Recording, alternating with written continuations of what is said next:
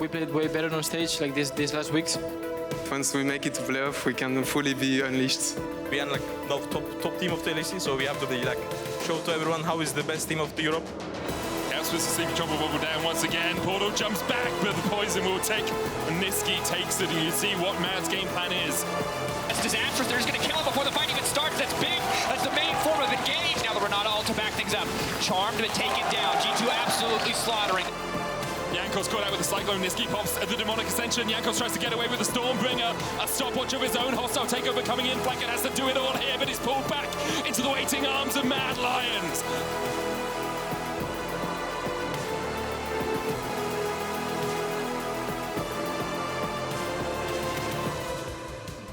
Here we go with our marquee matchup of the day in the LEC. First versus second, Mad Lions versus G2 Esports.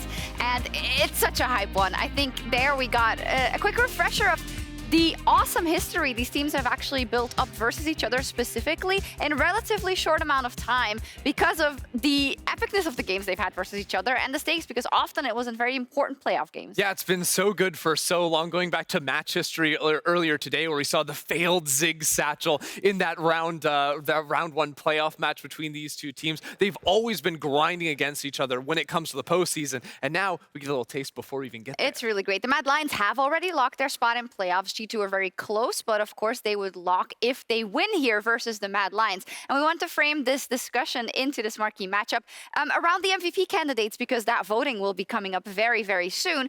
And I wanted to kind of look at the both teams and ask you if you have anyone that for you could be a frontrunner for MVP on either. I feel like it's so close between Elyoya and Nisqy. It has to be. But their story this year is never one without the other. The fact that Elyoya spoke so much about how Nisqy has freed him on the map, he's freed the communications, now he can play a little bit more selfishly, if you will, and focus on himself in the jungle, but also the performance we've seen coming from Elyoya. The insane proactive early games, the ganks all over the map, how he plays this mid to late game fights, and also Nisqy guiding the rookies, setting up the fight start to finish, as well as maintaining that high performance. I think it's just so difficult to sort of like push one of the two aside. And that's always sort of the difficulty when deciding an MVP on a great team, especially. We've run into that problem with G2 a million times in the past. But for me, Nisqy's influence over the entire map and just the raw impact he has had game to game across a wide variety of different champions cannot be neglected. And I also think for a player that's been in the scene for so long, this guy has almost never been considered at the top. He's like, oh, you're your third, fourth best mid laner for so long. And yet coming into this Mad Lions roster, he has completely elevated his play and is now every single game one of the most influential players on his team. Yeah, and I think the most fun part is, I don't know if you guys got a glimpse of our stats behind us, but first in forward percentage, both of them, one in jungle, one in the mid lane.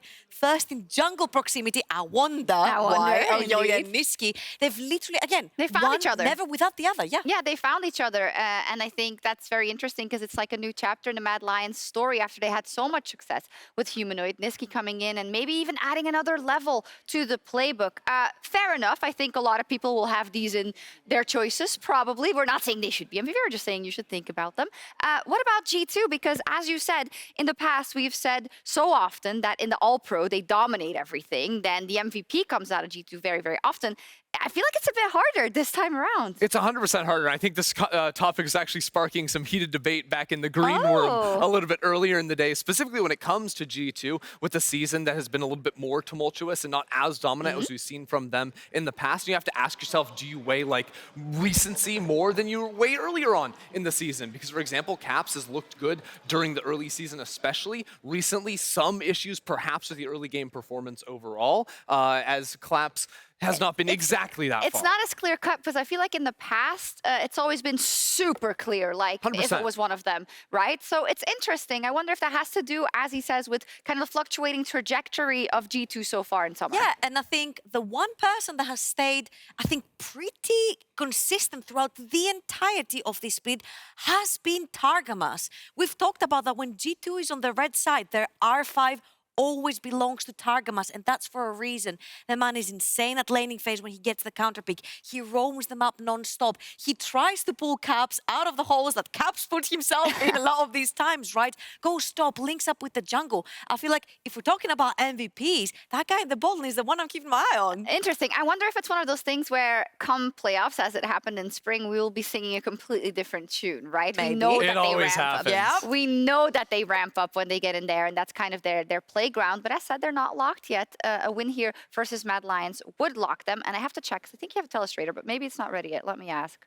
It is ready. I want to do some drawing. Let's do it. Yeah, let's go talk about Caps. Oh, I am. Because, you know, Yeah. sometimes you look at this and it's like the early game stats seem to have fallen off just a little bit, but Caps is still such a deadly player, even in a weaker early game performance when it comes to the mid game and finding team fights. And this has historically been Caps and G2's greatest strength. Even when they fall down early, they find ways to fight. So this is our match against Fnatic from just last week. Now, importantly, heading into this fight, we have a Drake spawning up very, very soon. This is the mid game, so very important that we consider fighting over this. Now, G2 also have a Rift Herald, and against the comp they're playing versus, they are going to be in serious trouble if they lose control over the river, right? Because versus Azir and Corki, if you get locked up in this choke right here, you are just not going to be able to cut through against the Sand Soldiers, the Poke, and that Azir ultimate a little bit later on. So they're on a bit of a timer as this play comes through. Now, Caps just went for a recall. I believe he picked up a stopwatch for this, so again, very much gearing up towards this team fight, and G2 posture to try and get position,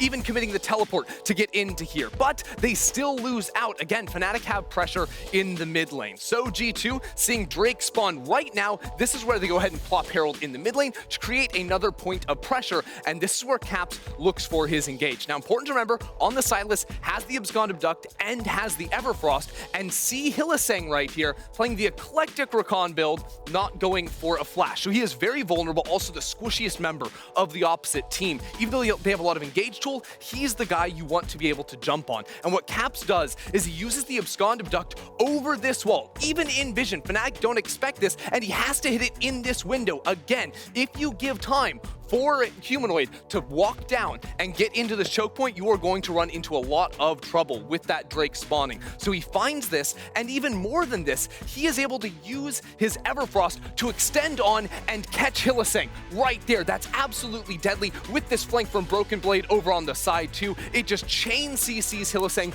into complete oblivion. Then Cap steals the Rakan ult, which does a ton of damage up against Wunder, and they get that kill. G2 convert the fight. It's a great look from them. And of course, you know, in typical G2 style, maybe things go a little bit too far and they lose out on a player, but Caps' eye to find an engage like that is always going to be deadly in the most heated of moments. Now, that's all for me here at the Telestrator. We're going to send it over to the casters for the final game of the day. Take it away. That's not us. That's the Mad Lions. Uh-oh, Spaghetti-O. No, they're not casting the game. They're going to be playing the game. As Ender highlighted, we'll be keeping track of Caps in these team fights because it's going to be an exciting one. Top of the table, Mad Lions. Right now, we'll be going up against G2, who's still fighting for a spot in the playoffs as Medic is fighting with his hair right Well, no, now. it was more of a flick. I still want to headbang with this hair. Are we I gonna think get it would one be from great. you? Yeah, can you give us a flick? No, not really. Because you're worth it. But yeah, huge. Wow, worth it. You know, we're really good at setting the stakes of games by constantly talking about our hair. But Well, let's... Betty, this game's like cows on a plane. Because The stakes have never been higher. Let's go, Medi Guldborg. and Vedi on the side. Where did I like It was so bad they turned off the lights. You just turn it I off. don't think I've ever mute been their like microphones. Wait, like hang that on. before. I can mute Guldborg. There we are. That's perfect. Anyway, all right, so G2 we're about versus to get Mad ready for the Lions, draft. Or are we? No, they're doing the light thing where They're we're doing the about light to get in, thing. but we're not there. Yeah. Should we talk about the game? Hello? Hey, welcome. Hi, thank you. Let's talk about the game a little bit. G2 versus Mad Lions, a battle at the top of the table. We're ready for the draft. Let's get into it. Thought we were going to talk about the game. We are. In a minute.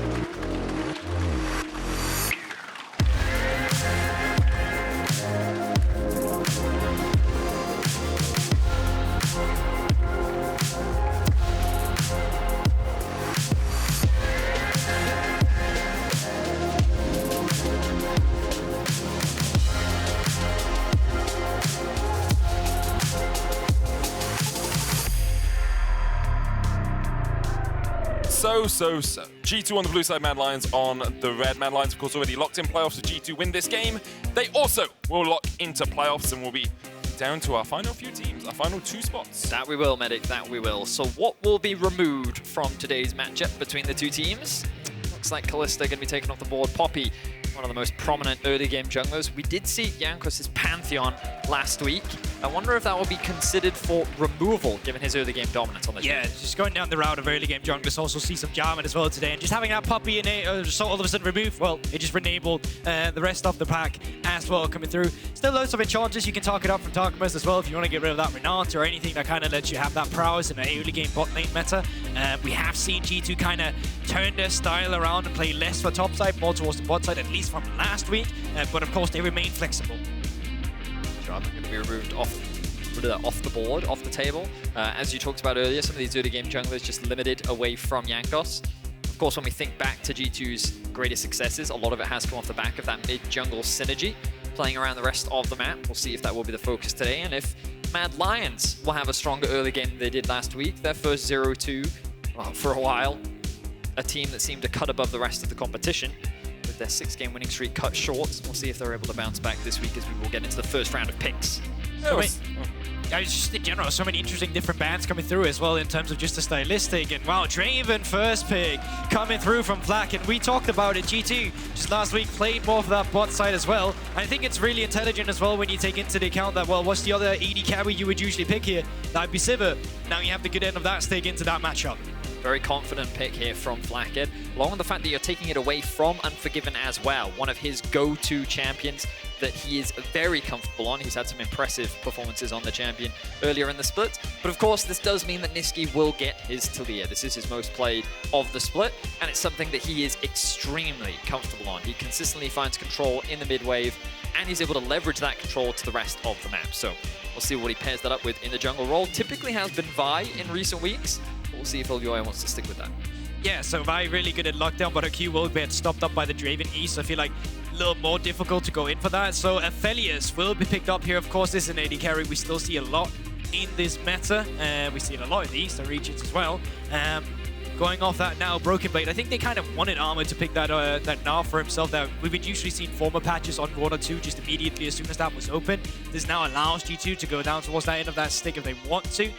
But of course, if you pick up the Gwen, you can say, well, Armut, go for the Gnar. I'm happy taking Gwen into it. Be my guest. Yeah.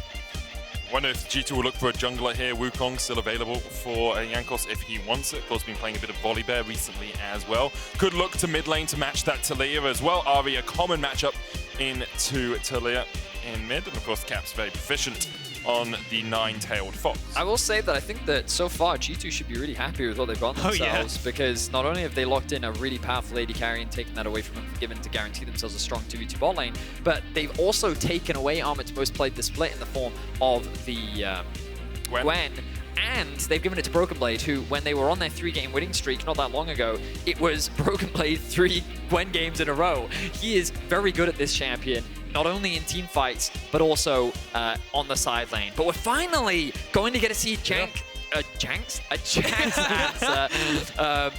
We've been seeing it a lot over in the LPL. We haven't really been seeing it here in the West, but Armut saying that he's confident in the matchup. He's going to go toe-to-toe with BrokenBlade, and I'm excited to see if he can pull the counter matchup off. Yeah, specifically if G2 ends up in a position where they feel like, well, you know what, BrokenBlade, we're not going to give you too many resources. We're going to try and play for the Draven.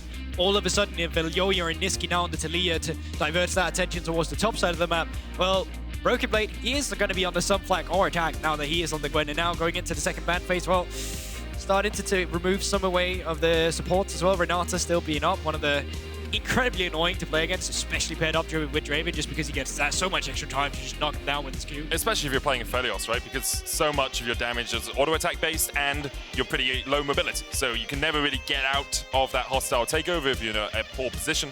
Often you see people going for the Gale Force. There's the Rakan as well, someone that punishes poor mobility in AD carries.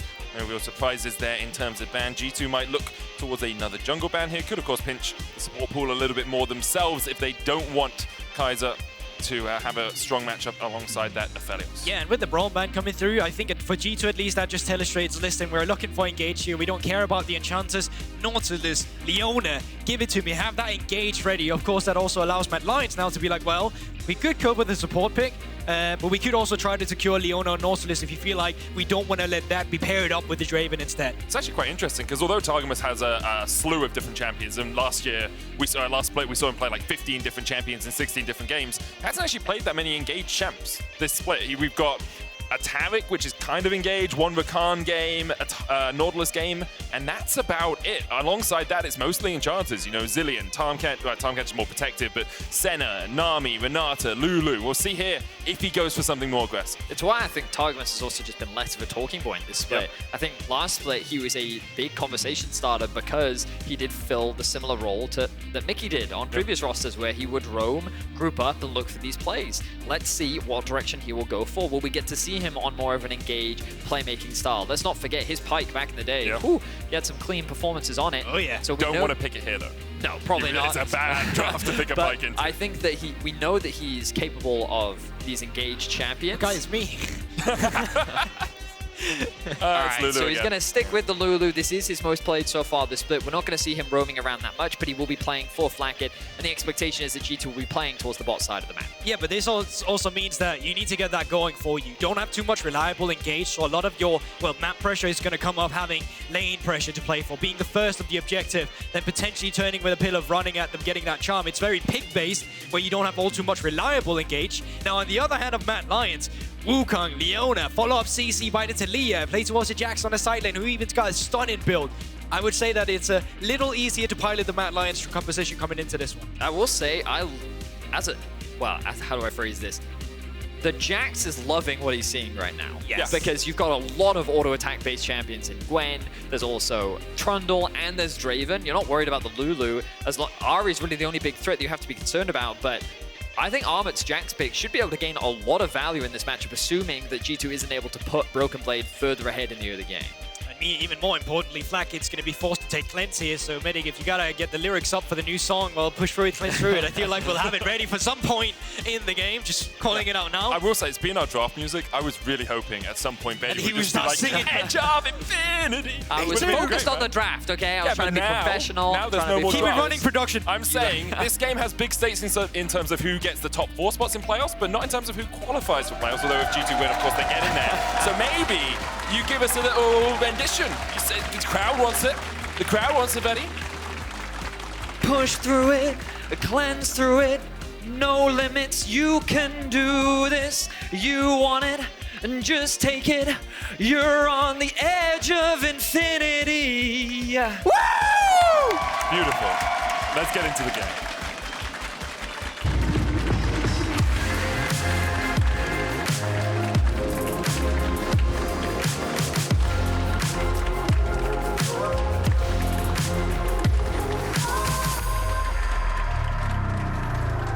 Now, here's something you might not know, Vedi. When they say the edge of infinity in there, it's actually a reference to Is it? Wow. Wow, we are jumping into our final game of the day. Wow, you never know that I speak for a living. You could sing for a living. But Mad versus G2 is a really exciting one, and I want to quickly go back to their history. Medic, if you could bring up the graphic. Believe it or not, this is quite a budding rivalry between these two teams as they contest that early level 1 ward over the wall, which Mad is going to deny. You can see the head-to-head is pretty much dead even. And when you contrast the number of seasons with 13 seasons on the side of G2 to only the 5, with the 13 playoffs to only the 4, but the fact that Mad Lions within those 4 playoffs have even secured 2 titles just goes to show how much this organization has been able to do in the very short time they've been a part of our league. 100%. Very accomplished from what they had. Struggled a little bit in the beginning, but just really ramped up, building around that European regional talent as well. So really just a success story that any org could really just dream of as well. And I think that, you know, it only goes to show that right now with Mad Lions currently sitting at the top, they have an opportunity in this matchup to be able to solidify themselves in first place. They really need to be as high as possible at the end of the regular season because they didn't qualify for playoffs last split. So there's a lot of importance of being able to get a high finish. Armut, BrokenBlade, Ignite coming through. Yeah, BrokenBlade's losing this one. Armut flashes across, looking for the damage, doesn't get it! He tried to get out of the snip, but you just can't avoid it. BrokenBlade with Burst Blood. Solo bolo for the BrokenBlade as well. Armut's going to be forced to teleport up here. Quick timers in chat as well. Top no flash either. So if they want to play for that with Jankos as well, well, all of a sudden, Armut might not be in the best position. So the one thing we said that we didn't want to see happen from the side of Mad was this Gwen getting ahead. BrokenBlade is so proficient at the champion, and now you've just given him a solo kill. He's going to come back into lane with an amp tone. And yeah, obviously that single buy isn't going to be that significant, but the loss of flash, the wave state, very good position for BrokenBlade to find himself in. You can see what Armut was thinking. You know, you have Counter-Strike. You enter an evasive stance for 2 seconds. A defensive stance that causes him to dodge all non-turret basic attacks. He thought he could dodge those basic attacks. And then he flashed over the snip, but it just wasn't quite enough. It wasn't quite enough. And this might get even more dire for Armut, because while he does have that Counter-Strike, you take a look at the wave position right now. You take a look at Jankos, no flash on Armut, just used the Counter-Strike. Wave is pushing in. This is not looking good. Armut hits level 3, has the Empower now as well. BrokenBlade just dodging at the edge of it, and Jankos comes in with the pillar. Armut dashes forward. BrokenBlade doesn't have to do anything here, just stands back, snip. Second kill of the game over to G2. And now they're going to try and push in this wave to, well, because Armut doesn't have TP. God. It's a really good topside start for G2, all off the back of Armut getting overconfident in his ability to fight that 1v1. The Ignite proving so pivotal, so valuable for BrokenBlade. G2 now 2-0 on the board. And just in a split as well, where, you know, regularly Armut just really haven't had any mistakes all season almost this time around in Summer. But then in this game against G2, that just falls through for the first 4 minutes. You look at him and you think, he's the guy you can rely on to be Mr. Consistent, at least 4 Mad Lions this split. Probably the best split of his career as well. Obviously, there have been a lot of times people have talked about Armut and been like, hey, he only plays Gnar. But he actually has a very big champion roster. He's got I was going to say that for me, Armut, I've considered a lot putting him at the top of the All-Pro list just based on the entire split, because I think across the board he's been very solid. There are very few games, compare that to last split, where you can see he had some really bad games and he cost Mad Lions some important games. This is probably the one time where we've seen him really struggle of his own volition. So now we're putting BrokenBlade instead. But now Elyoya looking to respond. Pink ward here. I mean, I think BrokenBlade's just going to dash out and it's going to be all she rode. Counter-Strike hits, but of course BrokenBlade can just walk away. Does have that refillable ticking over as well. BrokenBlade, wave really not in a good position for him, and he does need someone to come and like crash this or helping out a little bit, but he can just stand back as well. And Jankos, as you see, on his way up here to make sure that BrokenBlade can push forward a little bit more. But with Nisqy having prio in mid, he can then move first. Jankos realizes he has to back away. Caps then moves across, but in the end, nothing really happens, and Armut continues to have the lane advantage towards that top lane in terms of wave status. Now, of course, we have been talking a huge amount about the top side of the map due to what has been happening. Let's have a quick look at the bot side of the map, because you'll notice that Unforgiven finds himself with an 8 CS lead for the time being. Now, of course, you expect that in a Draven Lulu lane, you'd have a lot of power, a lot of dominance, but you have to be very careful when playing into a Leona, because especially around the level 3 mark, things can get very deadly, and the moment you lose your flash as a range support, that can be very detrimental to the lane. There's a real risk of setting up for the dives, and you know how often Nisqy likes to roam, so Flakked and Targamas, given that Jankos was pathing towards top, have been forced to play a lot more defensively, but you expect that priority to shift back towards the top bot side of the map soon, given that you are playing towards... Oh! Flash forward, there's the Zenith Blade shield going down onto Caps, tries to heal up with the Orbital Deception, but it's not enough. Kaiser with the Ignite will get the first kill of the game for the Mad Lions. Kaiser can look to help push out this wave alongside Nisqy. Yeah, great pickup from Matt there initially. I really like the movement from G2, because you could see their idea. They had Jankos around, they had Targamas around, but crucially, Nisqy finds the knockback onto Caps. It's a great setup for him. 2 versus 3 is essentially. But what's very curious between the matchup so far is just like, we take a look at the movement, we take a look at the jungle, we take a look at the support. They are matching each other quite frequently. We take this blow for blow, movement for movement all the time so far in the 6 minutes of the game. And, you know, we talked about how the early game was very much focused around the top side, and now the rest of the map is starting to get a little bit more involved. Good roam there from Kaiser. You can see across on the bottom of your screen the gold shifting. Bot side of the map, slight advantage for Mad. Top side of the map, slight advantage for G2, which results in a pretty much dead-even game for now. Kaiser's back's going to be so no TP on him. Remember, Jankos a good killer here. Sorry, no flash. Yeah, means that Kaiser's not going to be able to get away. Flakked with a great stop there, cashes in as well. and gets himself about a 400 gold lead. Yeah, so they're going to pick up the Drake, but they see the Leona out of position. Crucially comes down there, finds the stand aside, slow into another pillar, and there's just nothing Kaiser can do. So I think they could just get aggressive on the other side. Jankos could start up the Drake here if he was really feeling himself. At mid lane in a decent position, as the bot lane, of course, in a good position too. But wants to clear up those bot lane camps and the red buff and Crocs as well. You can see Flakked with that kill now 1,300 gold in his back pocket to go back and spend. Last week he had a great performance on the Sivir and the Draven.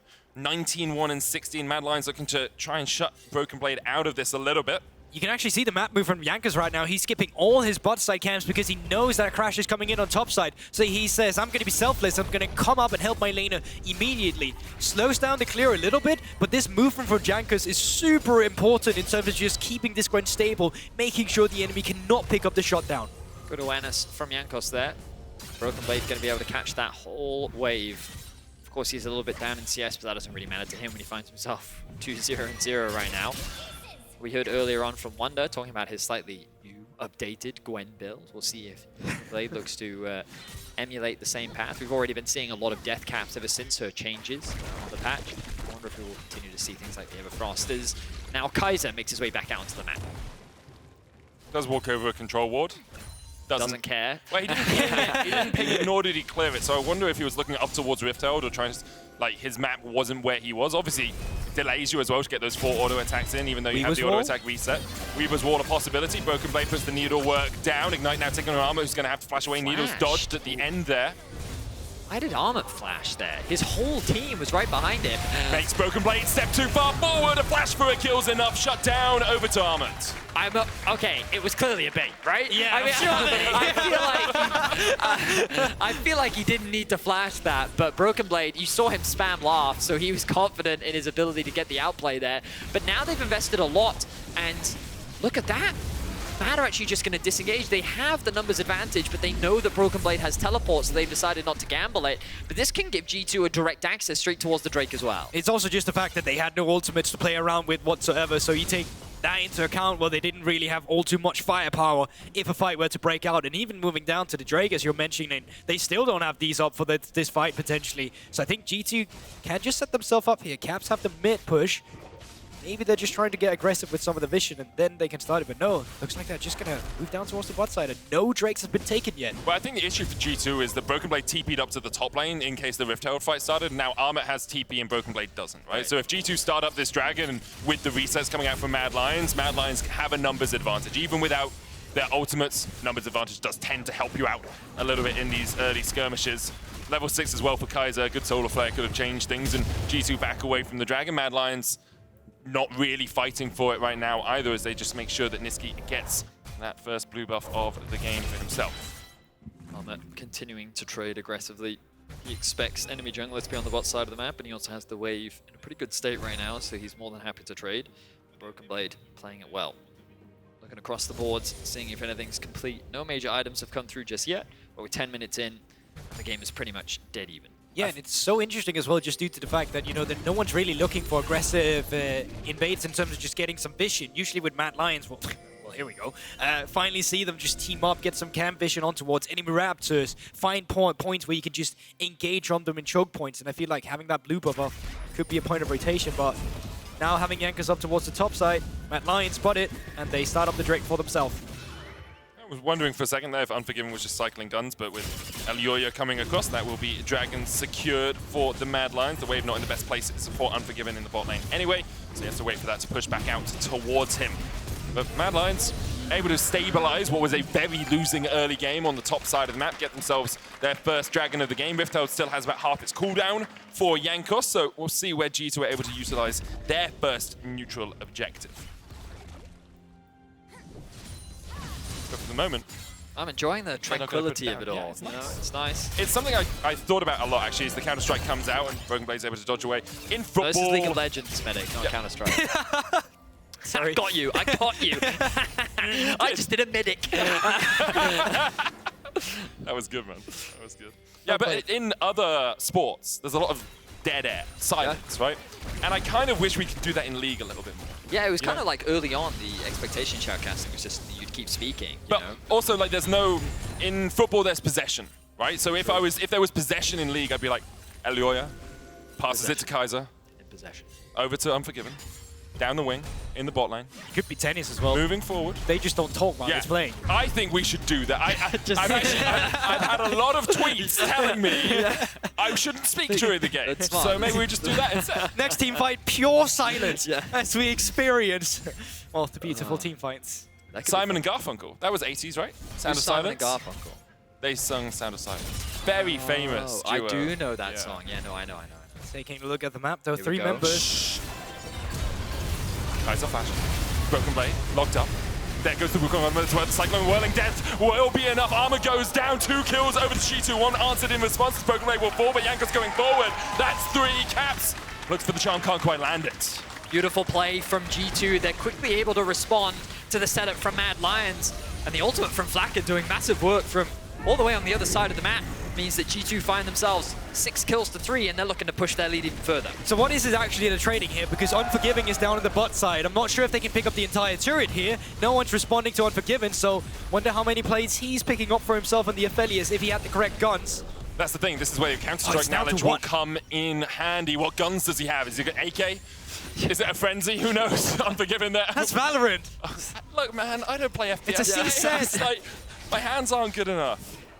Well, he was able to get a number of plates on the bot side of the map with only 1 left standing. You can see, though, that the gold's still heavily in favor of G2. But let's have a quick look back at this fight. Well, starts off quite messy in the attempts that they're flashing forward to blow everything on BrokenBlade. But having this Lulu here really pays the dividends. The fact that you get to keep her alive for so long. BrokenBlade has the leeching Leer as well. So the fact he gets to do so much AoE damage, well, it's actually a kill being picked up by Flakked. Really just pushing a lot. And down on the bot side, 5 plates. Flakked gets 4. I feel like that that fight honestly looked really good for Mad, and I do think that Flakked's damage was a bit of the difference maker there. On top of the fact that the Lulu providing that extra utility from over the wall, but the wall positioning was good. The fact that they were able to lock down both the Gwen and the Trundle, I like the engage from Mad, but G2 end up executing on the play better. So they find themselves with a gold lead. Of course, the small Drake lead goes in favor of Mad. The next Dragon spawning in about 1.5 minutes. I expect that to be the next neutral to contest, but with the Herald spawning in about 45 seconds, looks like G2 instead is moving towards the top side. And Flakked continuing his string of very impressive Draven performances. 100% win rate on it across the course of summer. I think he went 10-1 last week as well. Last week, just in general, he had a very strong performance. 19-1-6 with almost 900 damage a minute. Right, continues to step up when it matters for G2. Of course, this game matters quite a bit. A win here locks them into a playoff spot. And he's been a player that's been under so much criticism going on to the weeks where G2 has been struggling. But like, think back to Spring-Split where they're accelerating. They had a style where they just played on top lane, Jarvan in the jungle, and they played for Flakked down towards the bot side. He was the member getting them ahead. I think they're just getting towards back that, where you can finally play for him. They're put in a position where it makes sense to do this again. And I actually feel like he's been delivering ever since he's been on the FLICKR criticism. Certainly has, and he's looking to deliver once again today. The cross map comes through. Mad secure themselves their first tower of the game, as G2 is pushing in the top side and do the same. They have, of course, secured the Herald, which will assist in their siege pretty significantly. I will say that when it comes to taking down towers, G2 may struggle a little bit. They're not the longest range comp. Yeah. But especially when playing into a Taliyah, so this Herald will help them a lot. But Mad continuing to push towards this tier 2. I don't think they're going to be able to secure it. G2 should be able to get back in time. But this will give Mad an easy window in towards the Dragon. Nisqy been caught by Jankos. Does have the cleanse and has the flash. Jankos flashes forward. Nisqy's going to flash across the wall here. Now, the rest of Mad Lines are coming up from that bot lane, so Jankos decides against going any further, but he has a beeline for the mid lane there alongside Flakked, and that might be a tower going down before Mad Lions are able to answer. They could look here. Solar Flare going in, Jankos locked up, Moonlight Vigil coming out as well as Unforgiven looks for the root on Jankos. There's just nowhere for him to go. The Weaver's Wall perfect from Nisqy, separates G2, Flakked low as well, and he will fall. A shutdown over to Unforgiven as BrokenBlade tries to join the fray, but he's in a 4v2 now, and that's not a fight you want. And just like that, Mad Lions do what they do best, and they find a great fight. They just catch Jankos off guard, utilizing Nisqy's ultimate. It's all about who makes the calls on this team, right? So much discussion around Nisqy and Elyoya, the 2 primary shot callers. And you can see the synergy that comes together from Mad when that call is made. All 4 together from the bot lane up towards the mid lane, committed to finding that play. They're able to get that pick. They find 2 quick kills. They get a tower top.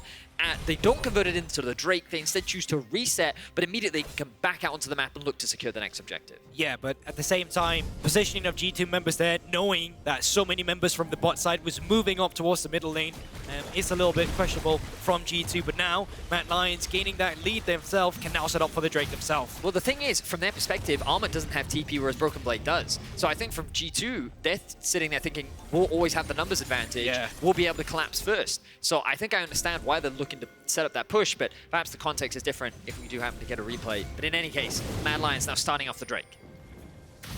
Should be able to secure this one pretty easily. Armut's TP about to come off cooldown, but with the white gun, Shendum, they should take that down. TP coming out, that's very late as well. Now the Rift Tower will go down, and they can use this TP to make sure that they have a numbers advantage for the mid lane push. Try and cut them off guard.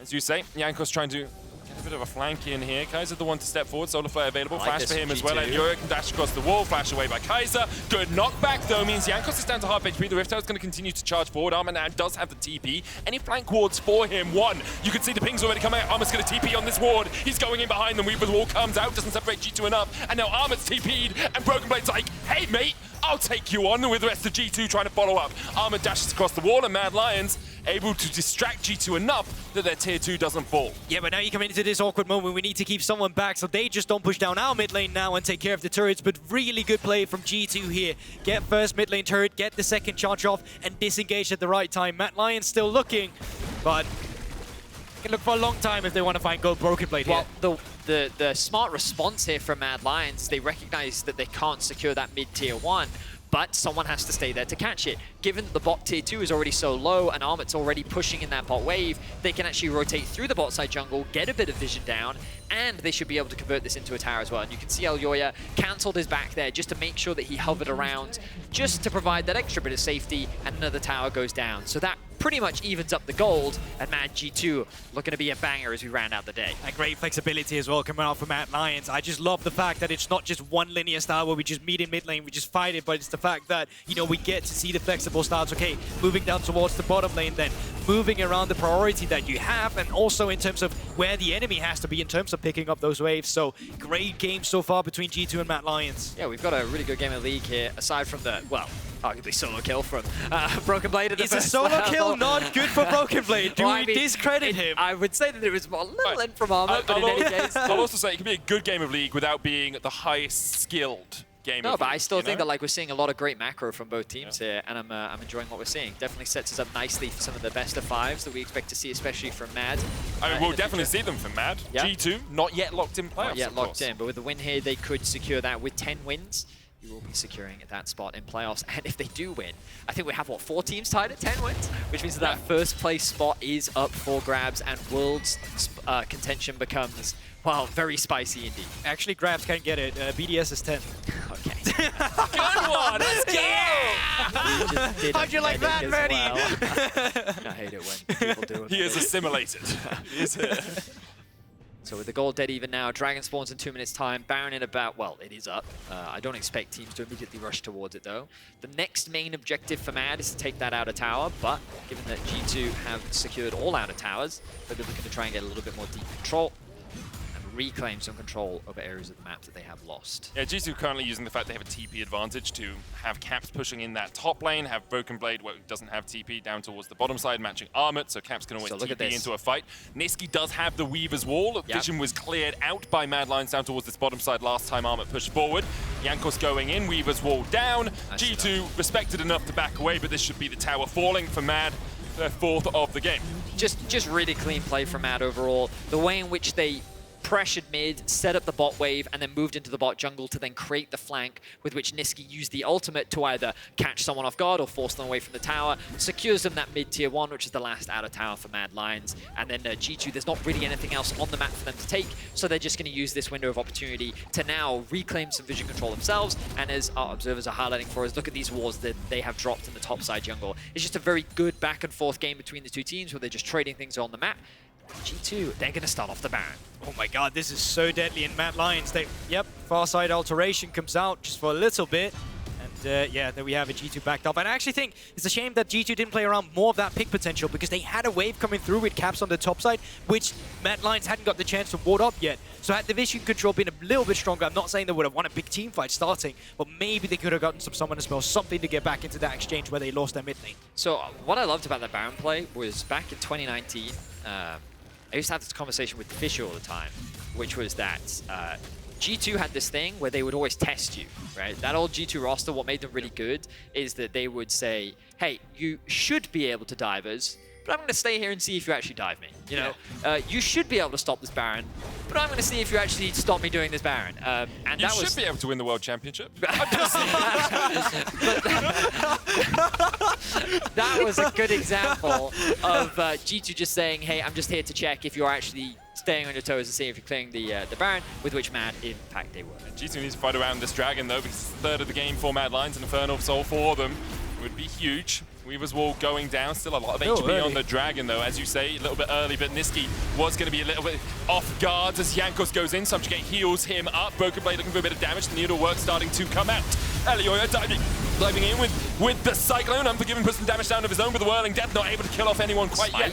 Armut Knight dives in onto Caps, but can't quite get there. The smite secured. Jankos takes it. BrokenBlade dashes out. Jankos flashes out, and G2 all get out alive. Rare side here, massive fight from Mad Lions, but G2, they pick up the Drake for themselves. No man goes down, but they stop the Drake stacking from Mad Lions, and that buys G2 5 extra minutes, which is crucial since Mad Lions have been dictating majority of the game so far. Crazy that no one ends up dying off the back of that play, and a surprisingly low number of summoners were actually used. You look across the board, flash used from Jankos, exhaust used from Targamas. We saw a flash used from Elyoya and a flash used from Armut, but that was pretty much it. The main problem for Mad was Elyoya was forced to use his smite because of how low he got, which Jankos was quick to catch and immediately forced the Drake down, which means that G2 slow the Drake secures and keep the game very, very interesting. Wonder if they can look for anything here, because they do have them on Vision. They are on a pink board here, so Caps, Jankos, they are on the run with members of Mad Lions coming up. Nisqy has the Weaver's Wall in 6, 5, 4, 3.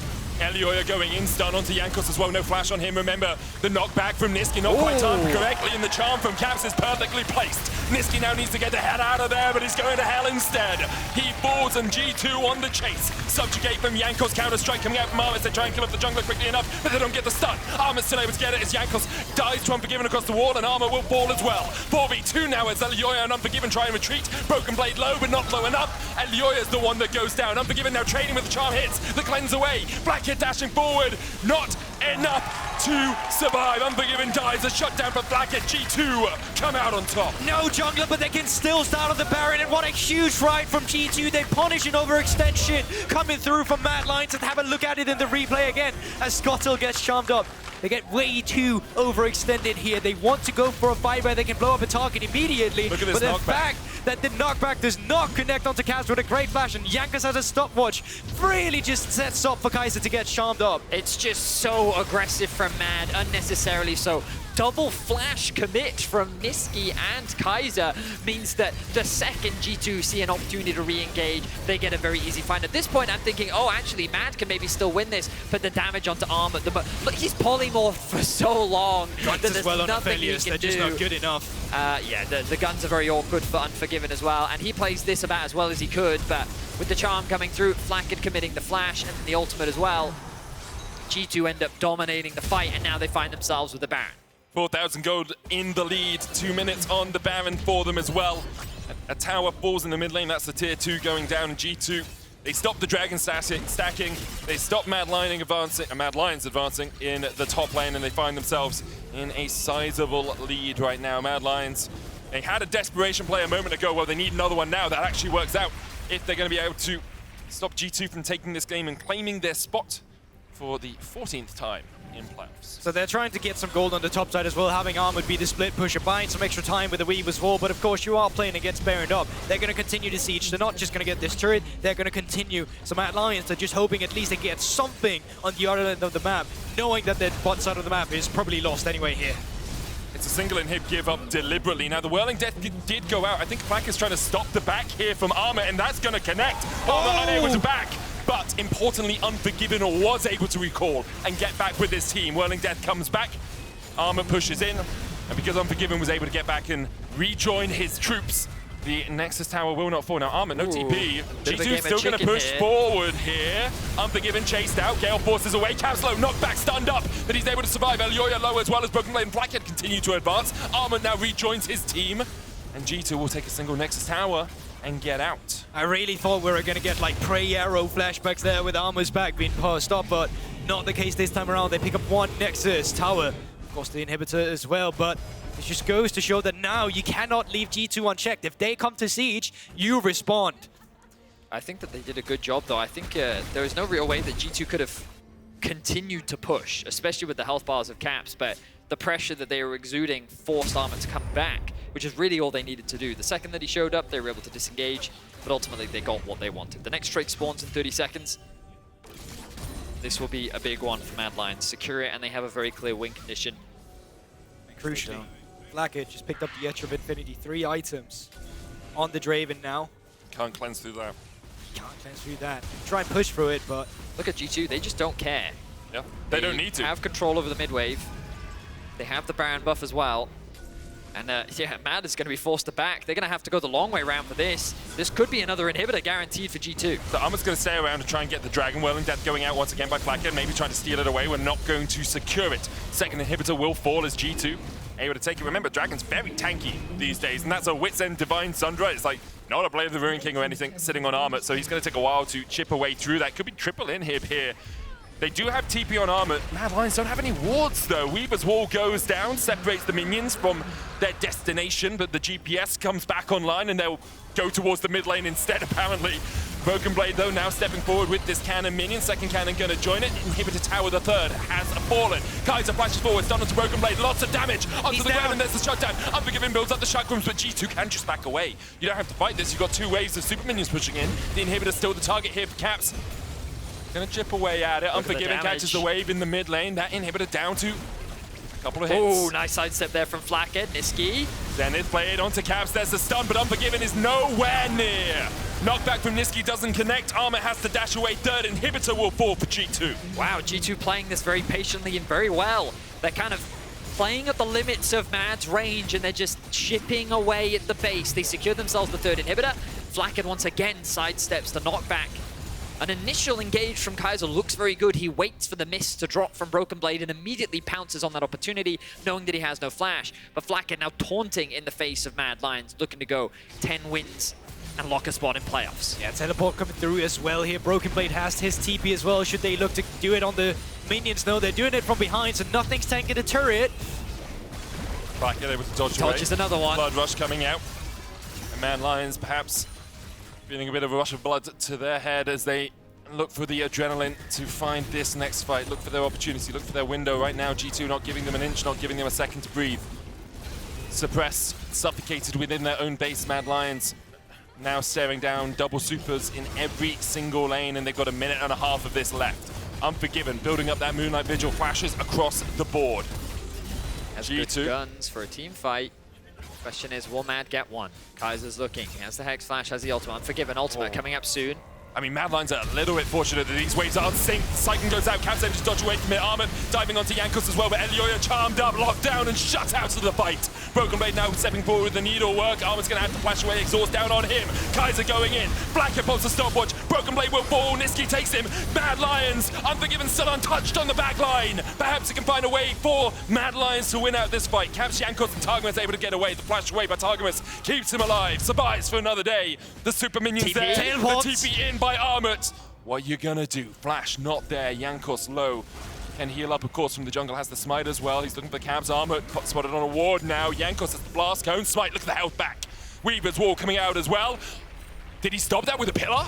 Did he stop that with a pillar? Nisqy separated. Jankos, you absolute beauty. Flashed away. Nisqy gets away from the charm, but Mad Lions unable to collapse. Armut and Nisqy not on the same page because the pillar stopped Nisqy on the Weaver's wall. Jankos low. The shield from Targamas. The movement speed from Elias is enough, and G2 get the hell out. And the longest fight of the game finally finishes, and it was an even trade-off between them, but crucially shutdowns were picked up from Mad Lions there. They get closer to the goal lead. Oh no, don't tell me.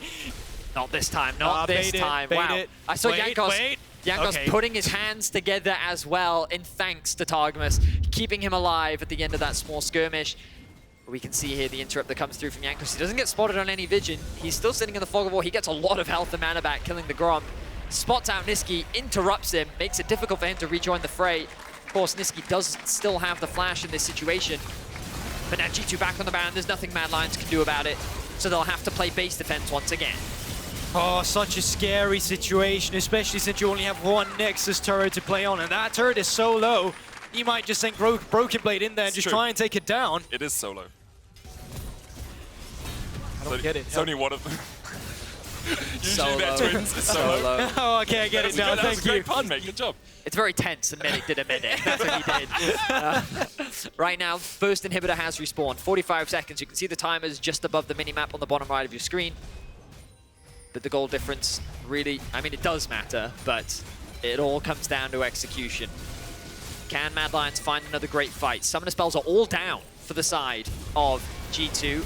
And they're going for the engage. Everyone dodges to the side. Nisqy going forward. And That's going big. solo already. The Cyclone gets onto them, and Jankos is separated from the team. Targamas trying to use the shields, the heals, the wild growth, whatever he can muster to keep G2 alive, and he's doing just that. Unforgiven, though, still untouched. 3v3 now. Caps look for something. Spirit rushes away. Gets the reset. Unforgiven gets charmed. The reset from Caps. The extra Spirit rush. The long-range route. The Gravitum. Not enough.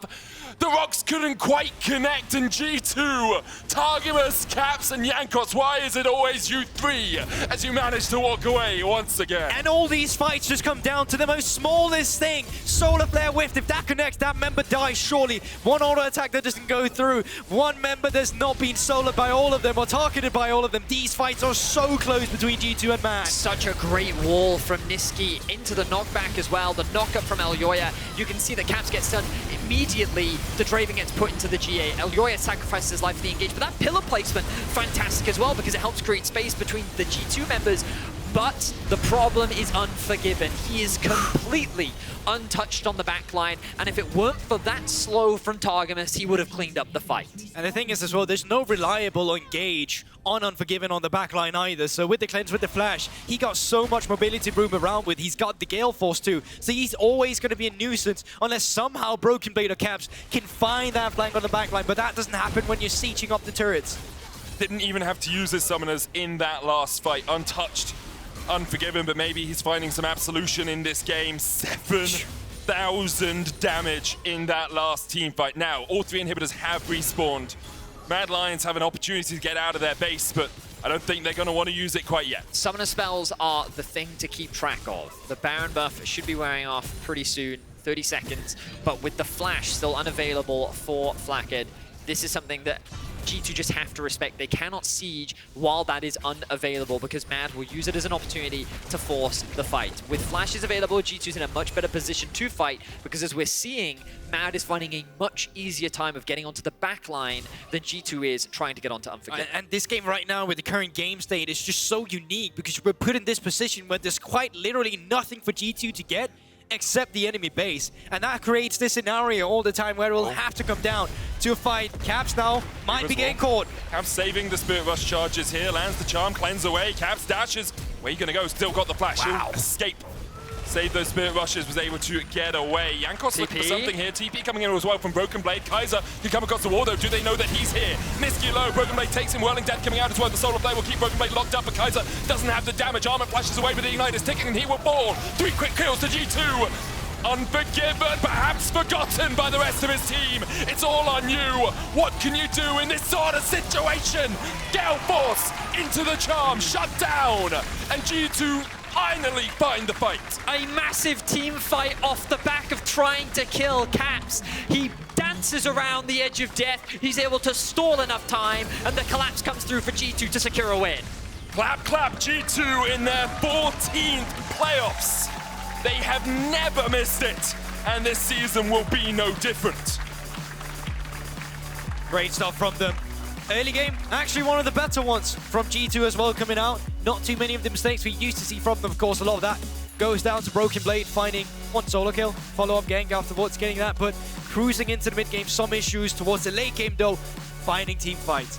Finding the right map movement. It took a little longer than they wanted in terms of closing out the game, but they get it done and they secure themselves a players spot that's so comfortable for G2. Yep.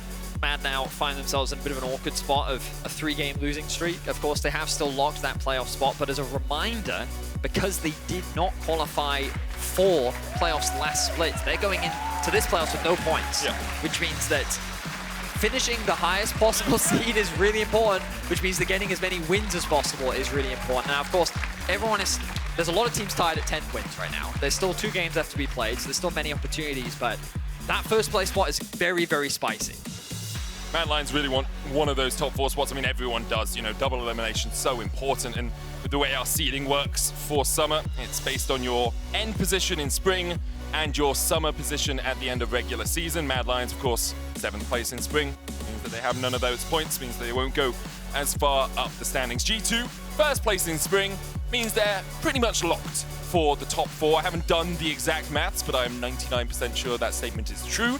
And I'm also sure Marcus will shout in my ear if it's not correct. So key player of the game votes at LEC on Twitter. BrokenBlade, Jankos, and Flakked are your options. I think Jankos had a very good game. BrokenBlade, of course, got those 2 early kills.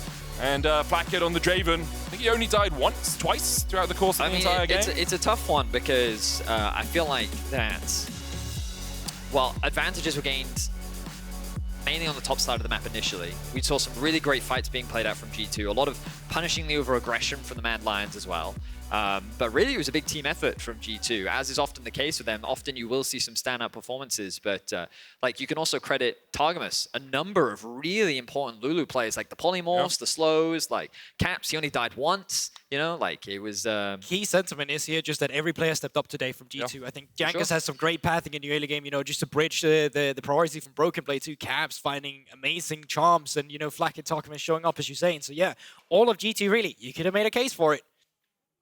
Yeah, you could. Sorry, I had someone in my ear to finish that sentence. You could have made a case for it. You could have made a case for it, and we can also make a case for Sjokz. She's on the stage, standing by with Flakked, ready for an interview. Yeah, Please, that's true, but it's all about this guy. It's about Flakked and about G2. G2 qualified for playoffs, actually, because of this win. Congratulations. Let's go, let's go.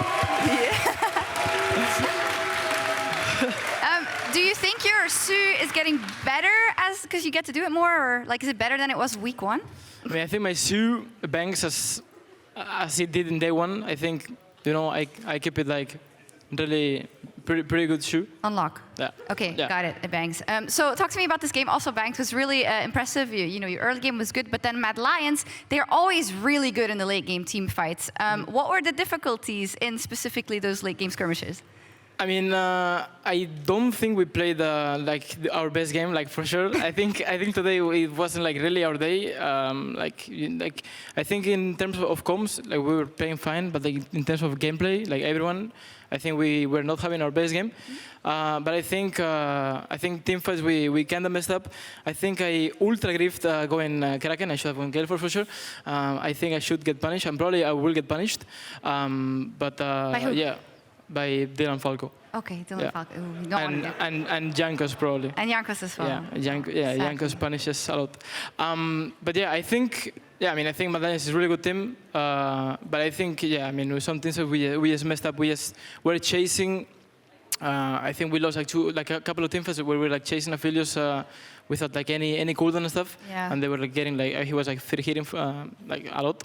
But yeah, I mean, it was a banger game. So. It was a banger game, and you locked playoffs, so that's great. I think the real problem here is, Flakked, that you had to be peeled away from your solo queue games. Talk to me about how hard that was. I mean, I played almost 100 games in 4 days. How many did you win? Yeah, I played 100 games. I played 100 games. Yes. Oh, yeah. So it's like at MSI, you played so many games, but... Yeah, basically, okay, we can say like my solo queue was like G2 against T1 in MSI semifinals. Basically, that I think, like, I don't know, like my last 300 games I have like 40% win rate. Not the best, could be worse, because in solo queue can always be worse. But yeah, I mean, you know, I'm not happy, but it is what it is. Sometimes it is what it is. What if it's like the deal with the devil, and you can play this many games, but you're just going to lose a lot, but it means you're going to win a lot in the LEC. Yeah, is that a fair trade? Yeah, like I think I took the trade. Like last week, I played pretty fine, and it was the week that I played like the most solo queues. So I'm like, okay, I'm just gonna like mega run it down in solo queue, just keep playing like a psychopath, rename to Mega Mental 69, ask for Draven first pick in caps every single champ select, and yeah, I will just play mega int, lose completely my mind in solo queue. You can't but say then, that.